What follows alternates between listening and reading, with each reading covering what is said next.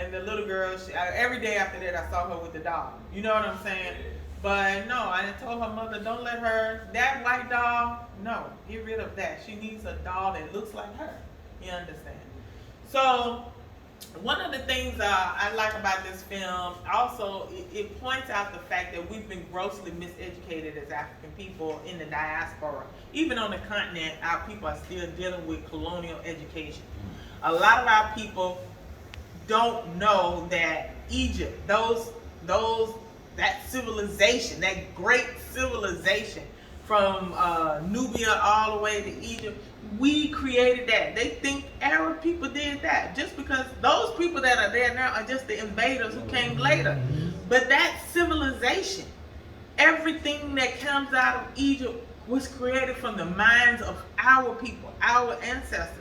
And these are the types of things that our children are not being taught in school. I've met people from Africa, from the continent of Africa, who have said to me they don't even know that that's part of Africa. That they think Egypt is Middle East or Arab or something. They don't know that that's black people's property. You know what I'm saying? So and that it's in Africa. So they literally think it's outside of Africa, and something has to happen with our educational system.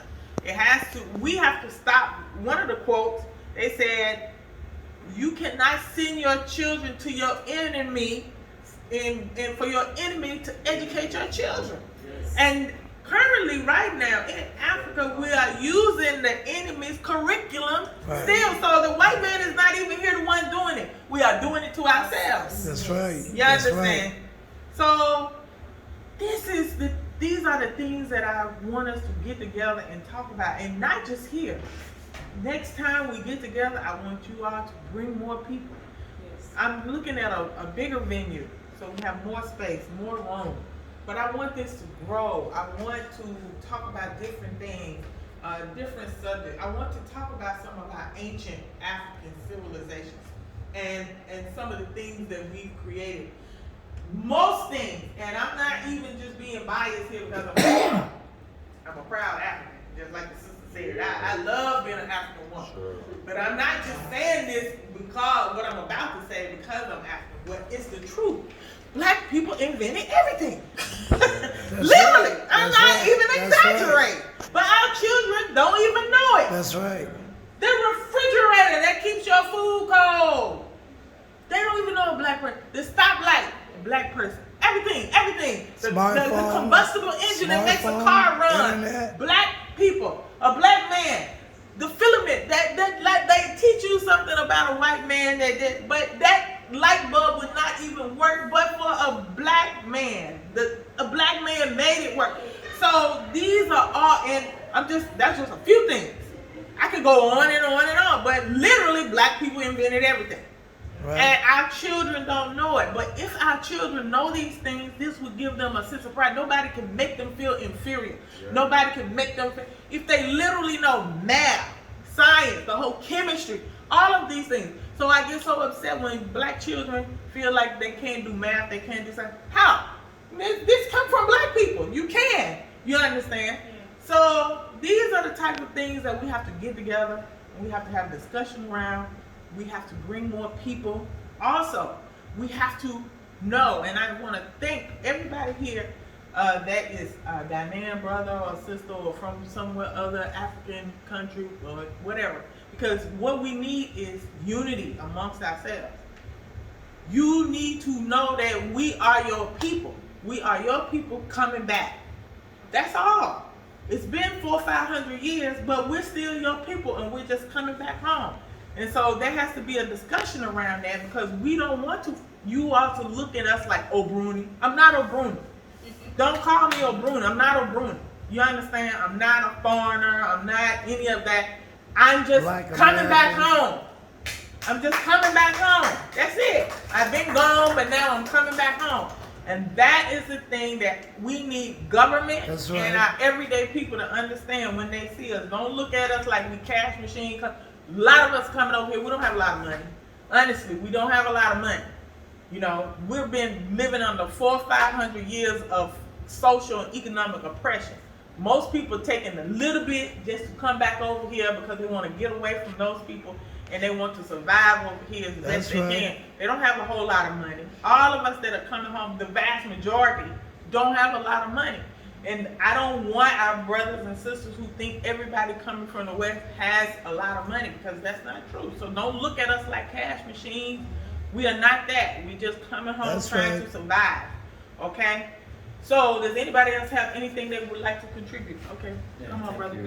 Sister Ya, and I'm very grateful for what you are doing, and I must congratulate you that with all what you are doing, you didn't put the aspect of reconnecting the Africans with the diaspora and locally. And I think I want to admonish everyone here. There is one or maybe two areas I want to pinpoint prior to what we watch, and that is say, I will also entrust and entreat the diasporas of our own coming to Africa, trying to also do this, what we call adoption of families. It should be one of your priority. You might know exact family that you belongs to. Maybe your DNA can tell whether you are from Nigeria or whatever, but wherever you find yourself, you have to also listen to your heart and your mind. There is a family that you might have. Somebody should welcome you home, because in African we don't deal with individualism. That's why some people mock us. I saw a lady, I want to marry her. He said, unless you go and see my parents, and then you become a mockery that you are laughing. It's true. No one is an island. So I also entreat that you adopt a family. In that film also, he said, whatsoever that you do, whether you work in the restaurant, you're a teacher, you're a lawyer, you have to embrace your work with in-depth knowledge about Africa. That makes you supreme. You see, I can share wisdom with you in this level. I'm a teacher. I've taught for more than 15 years. And I used to be at a village when I find out one great man we call Dr. Ahmed Maulana, but then he was teaching at the Boys Center. I spend money from Cape Coast. I'll be coming from Ejimako every weekend. I didn't value what I was doing. Indeed, I lost a lot of small things. There's no money. But I realized even today, looking at this, there are lots of lectures, a lot of people that I know them. I read their books like Dr. Maulana, Karenga, Rabbi Kohan, Emery Baraka. It makes me feel supreme. And you know, in every class that I teach and every school that I teach, my children are supreme, because I do something called not to know what happened before you were born is to remain a child. So I create a section of myself unknown to the school, because there's nothing in the curriculum that talk about that. I intentionally teach people changing money. I intentionally teach, and I know I can guarantee for more than thousands of students that I've challenged them about Pan-Africanism, and they are exceptional people, and they grow to be somebody wonderful. So I also feel that this is what Sister Ya is doing. Whatever that you are doing, wherever you find yourself, bridging the gap. That's right. Have and adopt a family, and that we can live very strong. Give thanks. Yeah, and also I'd like to want you to say, people as people have a role to play. This calling as people, in as much as they try to identify a family to connect to, we that accepting them to have a role to play in order to make that work. Because as she said, most of the time there is this primitive mindset of our people and a way of thinking that Obroni and that kind of mentality, that way of thinking. When we begin to think this way, that kind of connection we are expecting cannot happen. And you know, these ones, some of them are not coming with necessarily money to come through your pocket, but they have this some skill set that is what we are looking for as people. The powerful resource we need is not about money, it's the human being resources. Some of these have gone through a lot of challenges and a lot of things to make them people in positions to help move forward as people because of the ethics and what they have as people. But our mindset is to some way that we have to correct all of these things to make it work. That's right. It comes through education. Yes. Because one thing, I'm also a teacher, a trained teacher as well from Akukeng. One thing about our curriculum is that it's very stupid I would use such a word, because one thing in the educational curriculum when you are developing a curriculum is to see to it that almost 80% of the curriculum is based on the culture of the people. Yes. Look into our constitution, look into our educational curriculum right from early childhood to these advanced institutions we have here. Nothing talks about us as people. Yeah, you're right. Nothing at all is in that. Yes. But we have so-called professors, education, whatever, in position, in offices, in big ties and things like that. Right now we are in school and we are facing challenges with accommodation. One of the husbands how we have somebody is willing to give the money for their next project so that people, in this COVID time, people are 5, 4, 6 in a room. Someone is willing to devote his money, for us to put on the next project. But there is somebody there who is thinking that, no, why should this thing happen? And he's black. We have to know. Can't we change the way we do things? Yeah. We have to change the way we do things. Culture is dynamic. At a point in time when it does not serve the purpose of the people, we need to revisit it and make changes and amendments. Yeah, we have to change the way we think. Yes.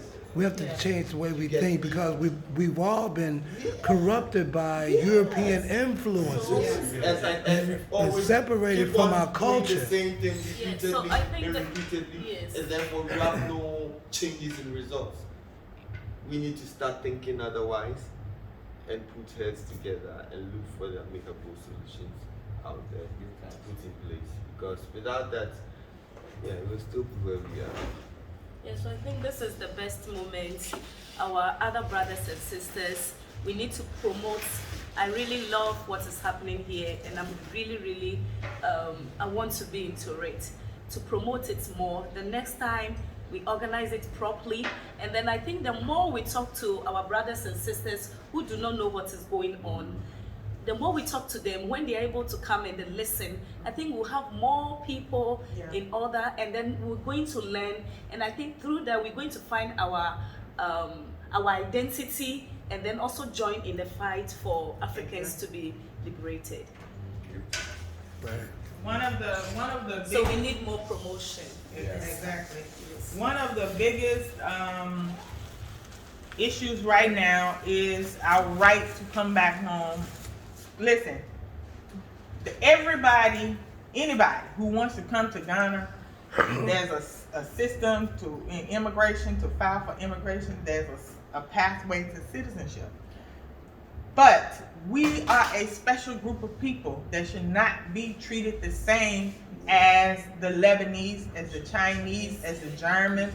There should be a special pathway expedited to citizenship for our people who are coming back, who were stolen, That's right. and now their descendants say, I want to come home. So it's not right to treat us the same as everybody else. And this is a fight that we need everyday Ghanaians to stand with us, lock arms with us and say, no, our people need to be able to come back. That's right. Because some people are even politicizing this whole thing. Yes, making it look like it's money here. But I don't see why I'm coming back to my Fiancra. I left without saying goodbye and I'm coming home. Look, and you tell me to pay money for this, to do this. What kind of work am I doing? So I believe when we begin to grow, Some of these things is what we have to start addressing. Your own land. Yeah. I'm coming to your house. Then you tell me to come and pay for me to get.